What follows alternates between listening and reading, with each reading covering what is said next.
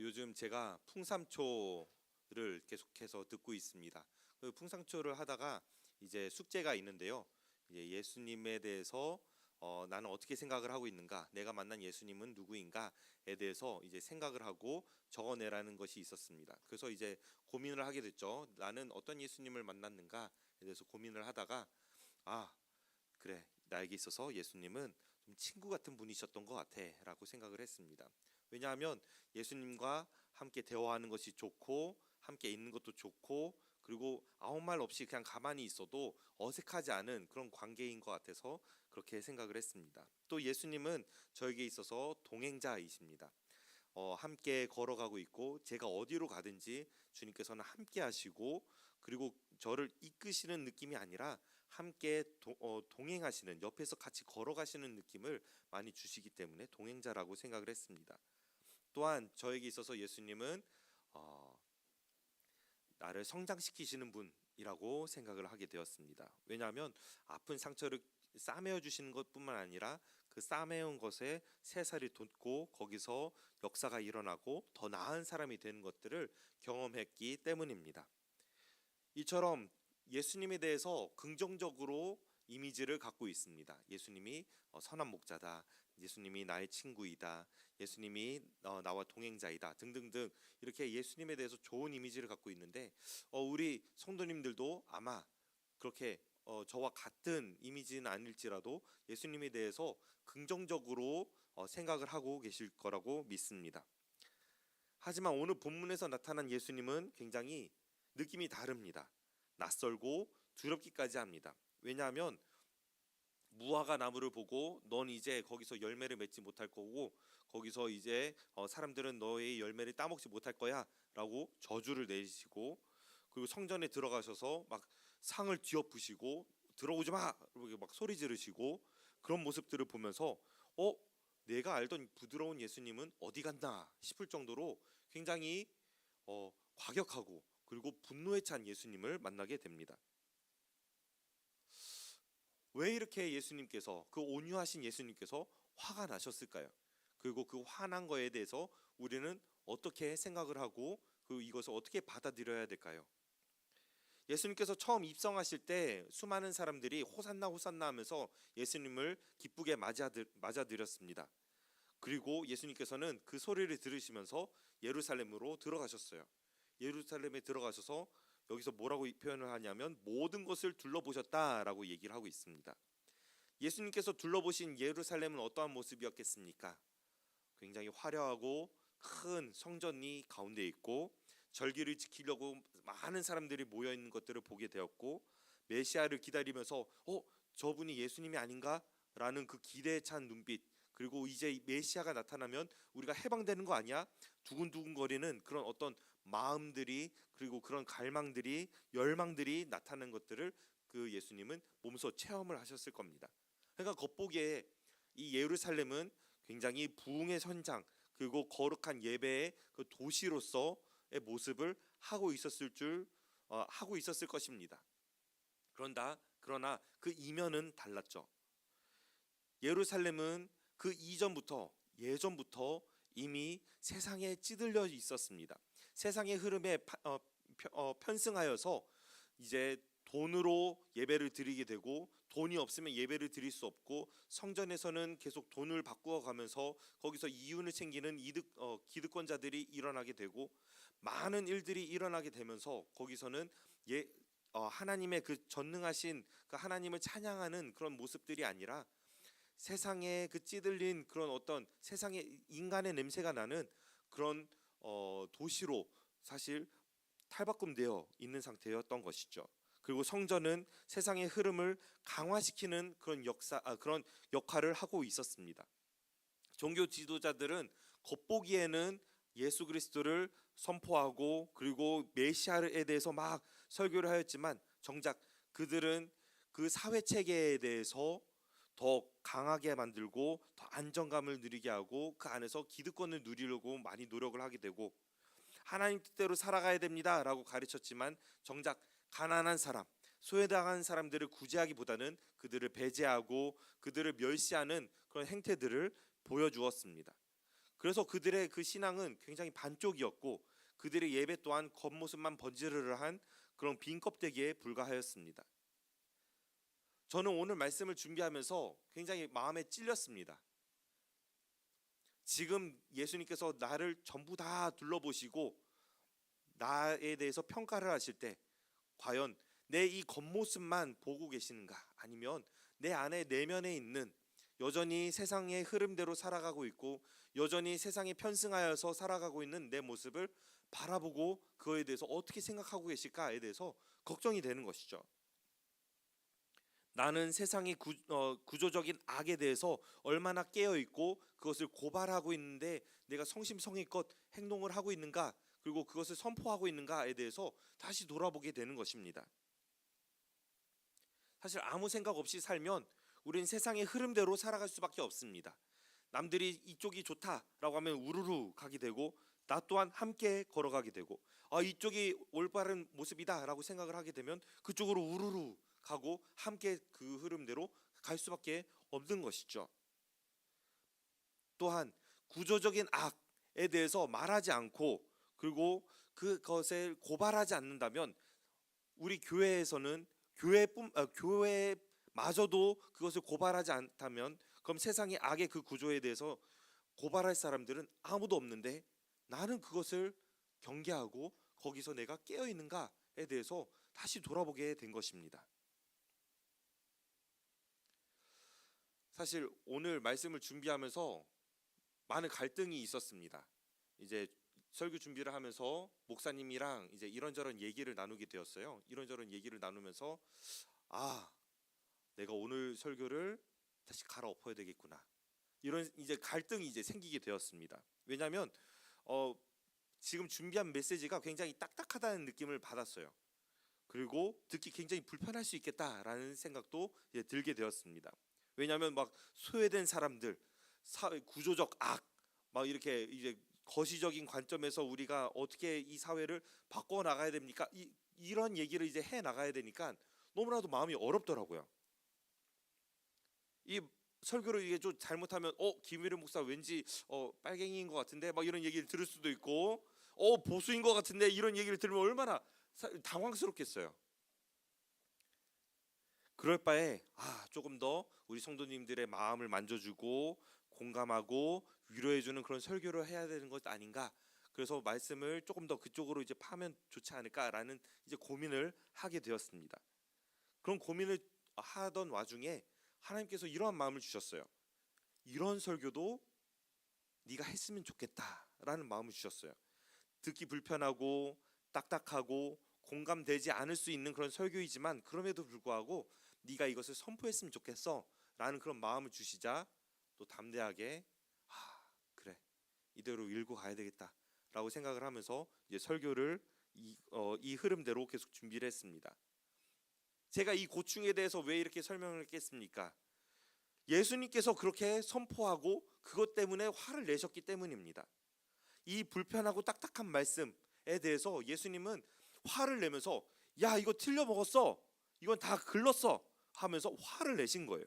그러면서 사회 흐름에 편승되어 있는 그 사회 악을 강하게 만들고 있는 그 예루살렘 성전에 대해서 책망을 하셨습니다. 17절에서 이에 가르쳐 이르시되 기록된 바 내 집은 만민이 기도하는 집이라 칭함을 받으리라 하지 아니하였느냐 너희는 강도의 소굴을 만들었도다 하시매. 그러니까 이 말이 무엇을 말합니까? 이곳은 원래 이방인과 약자들이 함께 모여서 함께 하나님을 올려드리고 함께 하나님께 기도를 하는 그런 장소가 되었어야 되는데 지금 너희들의 기득권을 위하여서 너희들의 탐욕을 위하여서 니네가 이것을 다 망쳐버렸어. 지금 강도의 소굴로 만들어놨잖아 라고 화를 내시는 겁니다. 그런데 이 예수님의 분노는 그냥 감정적인 폭발이 아니었습니다. 이사야 56장과 그리고 예레미야 7장 말씀에 그 하나님의 말씀에 근거하여서 예수님께서 화를 내시는 겁니다. 예수님의 분노가 예수님의 화가 하나님 말씀에 근거했기 때문에 사람들은 그 마음 가운데 울림이 있었습니다. 맞아, 그게 맞는 것 같은데 우리가 성전을 이렇게 지금 방치해서는 안 되는 것 같은데 라는 그 마음들이 생겨났던 것이죠. 동시에 예수님의 분노는 현재 사회 시스템 가운데서 기득권을 차지하고 있는, 정점에 차지하고 있는 그 기득권자들에게 있어서 굉장한 두려움을 주었습니다. 저 예수라는 사람 안 그래도 지금 주의 깊게 쳐다보고 있었는데 저 사람 진짜 위험한 사람이구나 라고 여겼던 것이죠. 그래서 18절에 보면 어떻게 하면 예수를 죽일까 모의를 했다라고 말을 하고 있습니다. 이튿날 아침 예수님께서는 다시 예루살렘으로 들어가실 때 그 저주하신 그 나무가 죽어 있는 것을 제자들이 봅니다. 그래서 그때 예수님께서 이렇게 말씀을 하시죠. 믿음에 대해서 말씀하시는데 누구든지 이 산더러 들려 바다에 던지라 하며 그 말한 것이 이루어질 줄 믿고 마음에 의심하지 아니하면 그대로 되리라라고 말씀하십니다. 우린 이 구절을 되게 가볍게 생각합니다. 개인적인 소원의 성취를 위한 믿음의 능력 정도로 우리가 해석을 하죠. 그런데 오늘 전체적인 문맥에서 지금 예수님께서 하신 그 말씀을 우리가 다시 한번 들여다보면 이렇게 읽을 수가 있습니다. 예수님이 가르치신 이 산더러에서 이 산은 바로 지금 우리들이 올라가고 있는 그 성전, 예루살렘 성전을 의미하는 것이고, 거기에 떠받들어지고 있고 거기서 지금 팽배하게 이루어져 있는 그 악한 사회 시스템에 대해서 의미하고 있는 겁니다. 그러니까 예수님께서는 지금 굉장히 강한 엄청난 선언을 하신 것이죠. 지금 너희들 눈에 있는 거대하고 지금 저 악하고 지금 그 전체적인 그 사회 구조 그 흐름 가운데 있는 저 무너지지 않을 것 같은 저 사회 시스템, 저 성전이 지금 태산처럼 느껴지냐? 이 태산 하나님께서는 이걸 무너뜨리시고 그것을 바다에 던지실 수 있는 전능하신 분이라는 것을 너희가 믿어라 라고 말씀하시는 것입니다. 자, 여기까지 들었을 때 어떻습니까? 너무 과격하고 너무 사회 비판적이라고 느껴지지 않으십니까? 예수님께서 분명히 우리를 사랑하고 개개인적으로 만나시고 서로 그 사람을 일으켜 주시고 다시 새 희망을 얻게 하시고 이런 분으로 여겨졌었는데, 지금 오늘 말씀에서는 굉장히 다른 모습으로 사회 비판하고 그리고 그 사회 가운데서 내가 무너뜨려야 되겠다라고 막 선포하시는 그런 예수님을 보면서 너무나도 당황스러울 수밖에 없습니다. 그래서 제가 이 설교를 하지 않으려고 했어요. 그래서 예수님께서는 저를 너무나도 난감하게 만드시는 분이십니다. 그래서 이거 어떻게 해야 되나 이렇게 생각을 했어요. 그러면서 예수님에 대해서 다시 묵상을 하였습니다. 왜 예수님께서 화를 내셨는가? 왜 예수님께서 이렇게 분노하시면서 왜 이 시스템을 내가 다 없애버리겠어 라고 말씀하셨는가? 묵상하다 보니 이것을 깨닫게 되었습니다. 우리를 사랑하시기 때문에, 하나님께서 이루어가시는, 예수님께서 이루어가시는 그 하나님 나라와 너무나도 거리가 먼 사회 시스템 속에 우리를 집어넣어 놓고 거기서 우리를 살게 하는 그 부분이 너무나도 안타까웠던 것입니다. 현재 이 사회가 우리가 지금 살아가는데, 인간답게 살아가는데 너무나도 비좁고 너무나도 왜곡되어서 우리가 거기서 신음하고 있는데 그거에 겨우겨우 맞춰서 살고 있는, 그리고 거기서 배제되고 거기서 소외되고 있는 우리가 너무나도 안타까워서 예수님께서 화를 내신 거예요. 예수님께서는 그냥 우리를 안아주시고 그냥 감싸주시고 그냥 거기 안에서 우리에게 새 힘을 주시고 소망을 주시는 분이 아니세요. 우리를 위해서 발벗고 나서서 싸우시는 분인 겁니다. 분노하시는 분인 겁니다. 우리가 현재 살고 있는 환경, 우리가 살아가고 있는 이 모습이 너무나도 안쓰럽고 안타까워서 내가 지금 돌 맞을 것을 각오를 하고 내가 죽임을 당할 것을 각오를 하고 그 총대를 맨 거예요. 우리는 사실 무지에서 잘 모릅니다. 하나님 나라,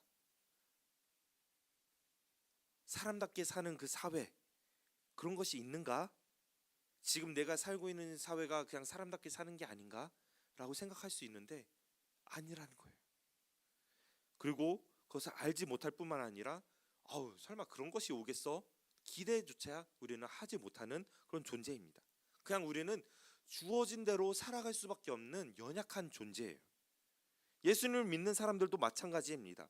이 사회 가운데서 우리는 막 허덕허덕거리면서 예수님만 바라보고 있는 그런 그리스도인들이 얼마나 많이 있습니까?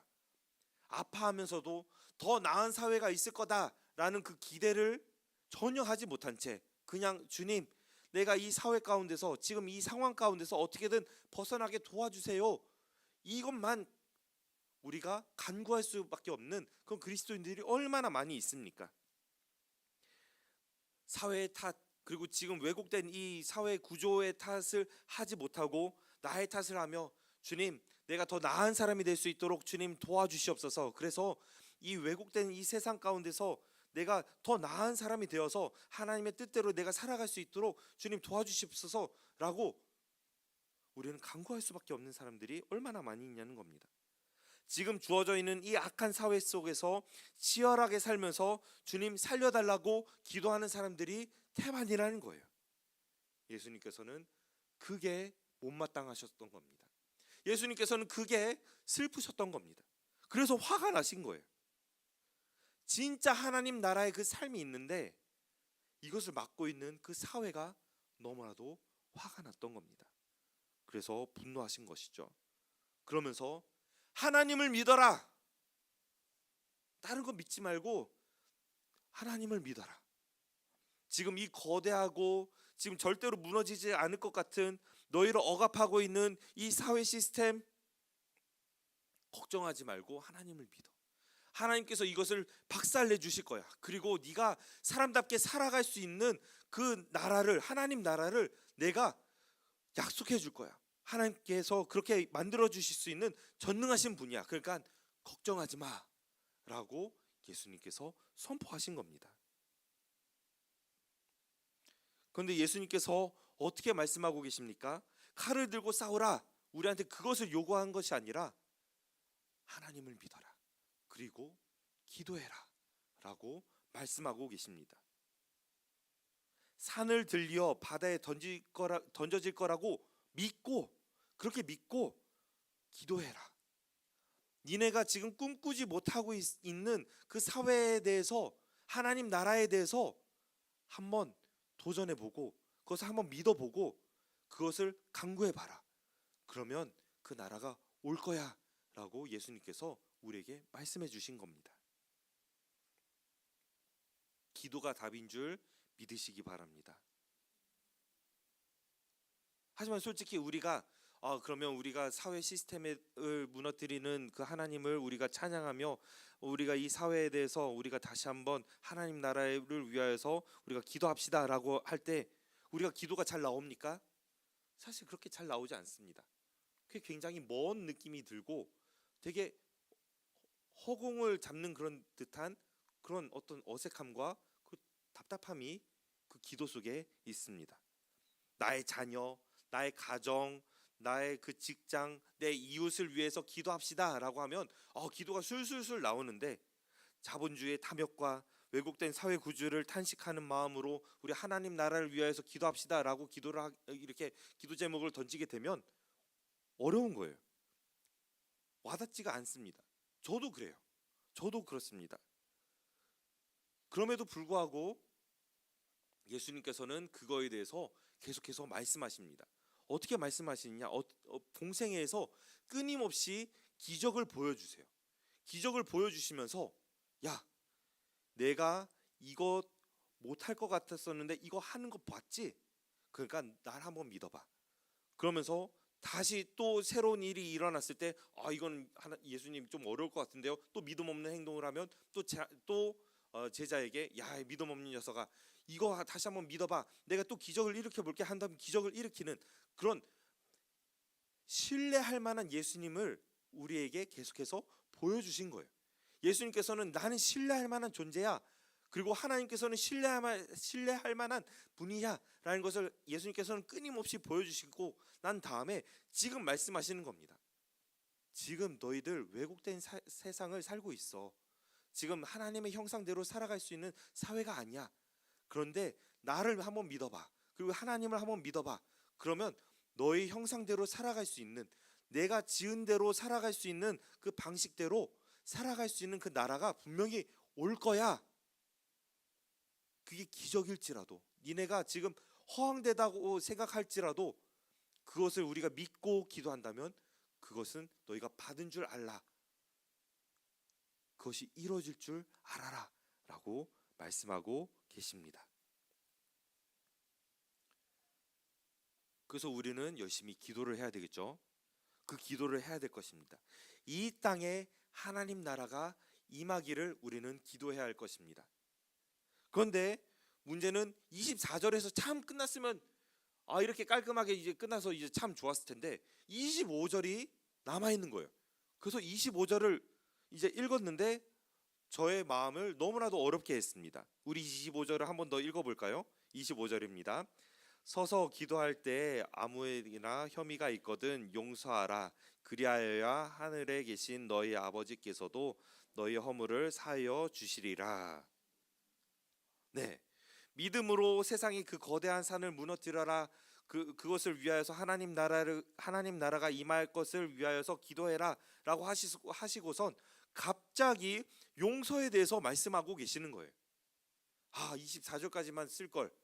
제가 주보에다가 25절이라고 써가지고 큰일 났다 이 생각이 들 정도로 저는 너무나도 뜬금없다는 생각을 하게 되었습니다. 맥락이 전혀 맞지 않잖아요. 그래서 왜 예수님께서 이렇게 말씀하셨는가 다시 깊이 기도하고 묵상에 들어갔습니다. 그래서 용서에 대해서 묵상을 하게 되었어요. 그러다가 내가 아버지를 용서했던 그 일이 생각이 났습니다. 지금은 아버지와 관계가 굉장히 좋아요. 아버지랑 관계가 좋은데 하지만 어렸을 때는 아버지랑 관계가 많이 안 좋았습니다. 아버지가 굉장히 엄하셨어요. 게다가 경상도 분이라 가지고 이제 그 욱하는 것들이 분명히 있고 그 아버지는 모르시겠지만 굉장히 사소한 것을 굉장히 크게 생각을 하시면서 혼을 내시는 그런 것들이 있었습니다. 아버지는 그걸 기억을 못 하세요. 그래서 너무 억울합니다. 아무튼 그래가지고 이제 아버지랑 사이가 안 좋았어요. 그리고 아버지랑 단둘이 있는 거를 너무나도 힘들어했습니다. 엄마가 나가면서 오늘은 아빠랑 밥 먹어 최악이었습니다. 정말 최악이었고 이때는 진짜 내가 체할 것 같은데 라고 걱정이 들 정도로 긴장하고 숨쉬기가 어렵고 또 아빠한테 뭐 걸리는 거 아니야? 굉장히 주눅드는 그런 삶을 계속해서 살아왔었습니다. 그러다가 한 고등학교 때였었나? 아버지가 제 방문을 열고 들어오시는 거예요. 보통은 잘 안 들어오시는데 그때 들어오시면서 되게 분위기를 잡으시면서 위래야 좀 앉아봐 라고 하는 거예요. 그래서 앉았습니다. 앉으니까 당신이 쓰신 그 편지를 이렇게 꺼내면서 내가 이거 읽어줄 테니까 좀 들어봐 라고 하면서 쭉 읽으시는 거예요. 그 내용이 그동안 내가 잘못했다, 내가 미안하다, 나를 용서해다오, 이런 내용들이 이게 쭉 적혀 있었습니다. 그때 얼마나 펑펑 울었는지 몰라요. 너무 울었어요. 그래서 그러면서 아빠가 나한테 용서를 구하는구나 라는 게 생각이 들었습니다. 그런데 놀랍게도, 정말 놀랍게도 관계는 그렇게 개선되지 않았어요. 여전히 아버지는 좀 불편했고 아버지와 깊은 대화를 나누기에는 좀 어려운 사람이다 라고 생각을 했습니다. 그래서 넓은 평행선이었다면 이제는 조그만한 평행선을 그으면서 살게 되었어요. 그러다가 나중에 제가 진지하게 신앙생활을 하게 되면서 신앙인으로서, 그리스도인으로서의 아버지를 보게 되면서 존경심이 생기게 되었습니다. 아버지도 사람이었는데 이런 부분에 있어서는 연약할지라도 정말 치열하게 예수님을 붙잡고 사시는 분이었구나 라는 것을 제가 나중에 알게 된 거예요. 그러면서 내가 이제는 아버지를 용서해야 되겠다 라고 결단하게 되었습니다. 그 그때 비로소 제 가정에서 제가 속한 그 가정에서 화목을 경험하게 되었어요. 그 안에서 평강을 누리게 되었습니다.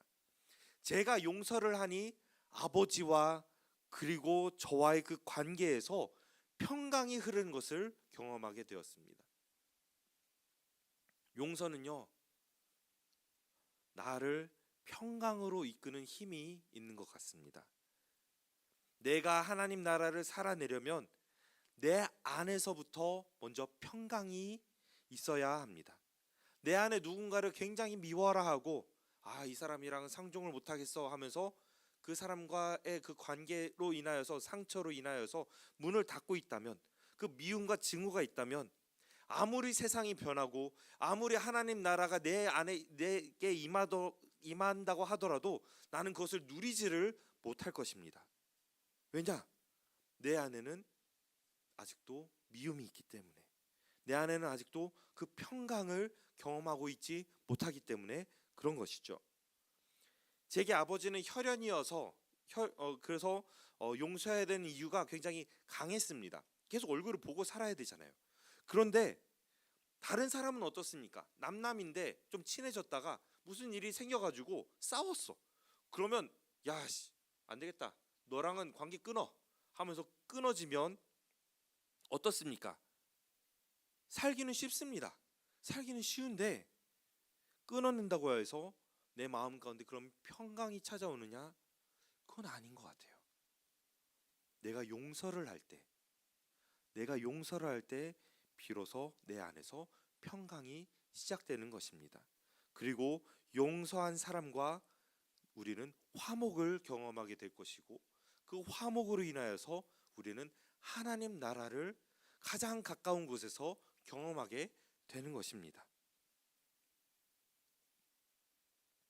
예수님은 우리가 거대한 사회 악에 짓눌려서 하나님 나라를 살지 못하는 것에 대해서 원치 않으셨습니다. 동시에 우리 내면의 그 미움으로 인하여서 하나님 나라를 살지 못하는 것 또한 원치 않으셨어요. 그래서 이 두 개를 나란히 이렇게 해라 라고 말씀하신 것입니다. 기도하고 그리고 용서해라. 하나님 나라는 이 두 가지로 회복되게 됩니다. 밖으로는 세상의 그 견고한 악을 무너뜨리고 하나님 나라가 오도록 기도하는 것입니다. 또한 안으로는 나의 미움을 끊어내고 평강을 이루는 그 용서를 하는 것입니다. 그때야 비로소 우리는 하나님 나라를 내 안에서 그리고 내 밖에서 이루어가는 하나님의 그 놀라우신 역사심을 우리는 바라볼 수 있게 될 것입니다. 이 시간 우리의 그 간절한 기도와 참된 용서를 통해 하나님 나라를 온전히 회복해 나가는 우리 모두가 되기를 간절히 소망합니다. 우리 함께 이 말씀을 가지고 기도의 자리로 나아가기를 소원합니다. 우리가 이제 먼저 기도를 할 텐데요. 예수님께서는 우리를 위하여서 세상에서 화를 내시고 분노하셨습니다. 하나님 나라를 살아가야 되는 자신의 백성들을 위하여서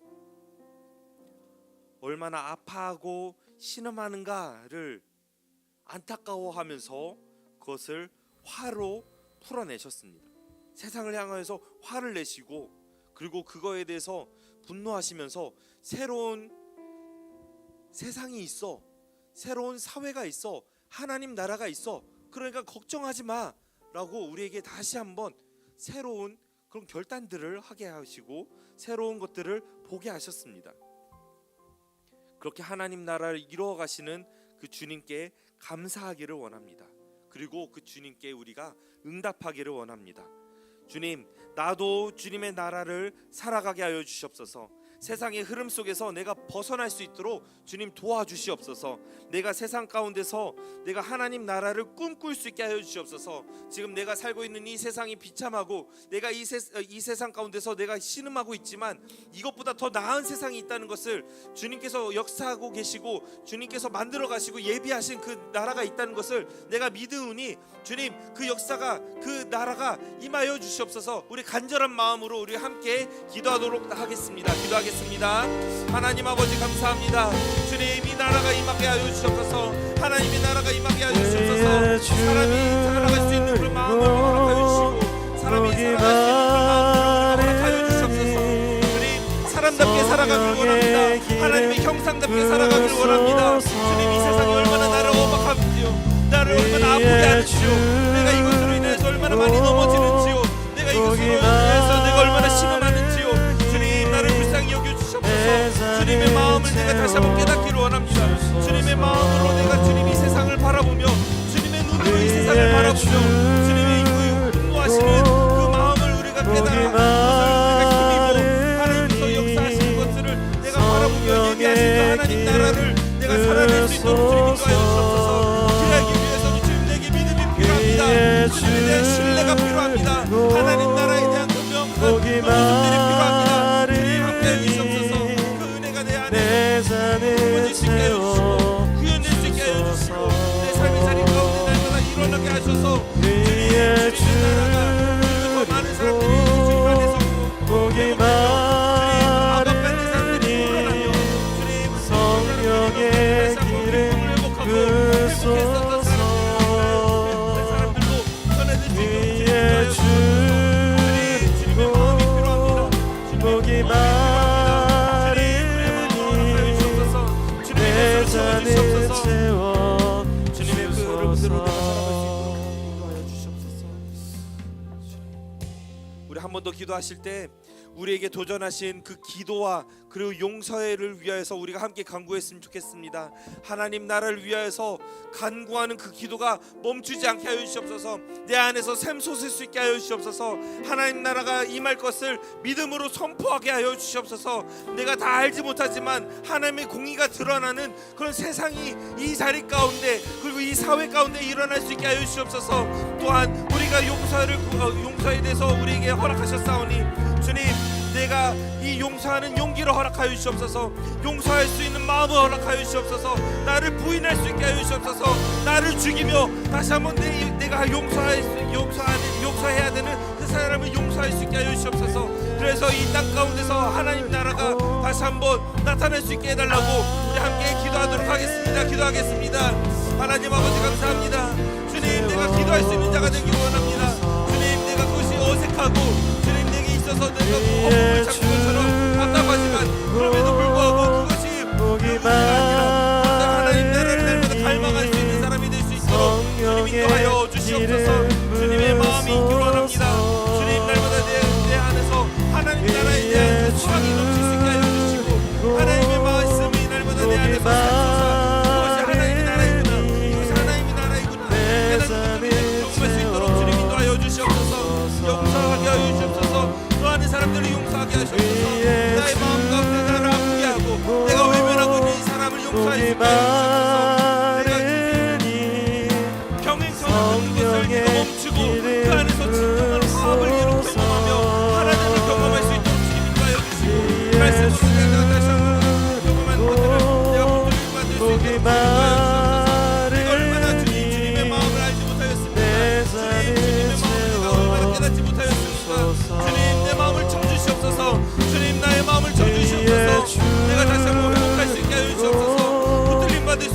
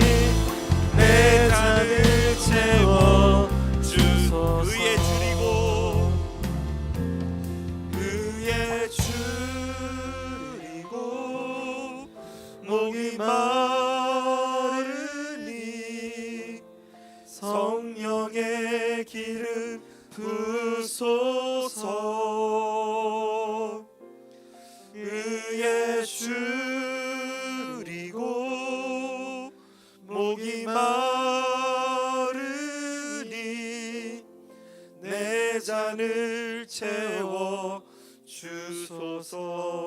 의에 줄이고 위에 줄이고 목이 마르니 성령의 기름 부소서. 위에 줄이고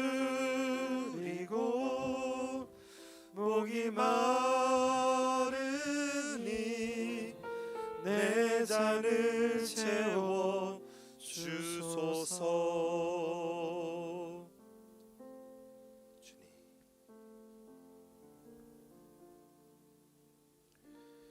주님의 의가 이 땅 가운데 충만하기를 소망합니다.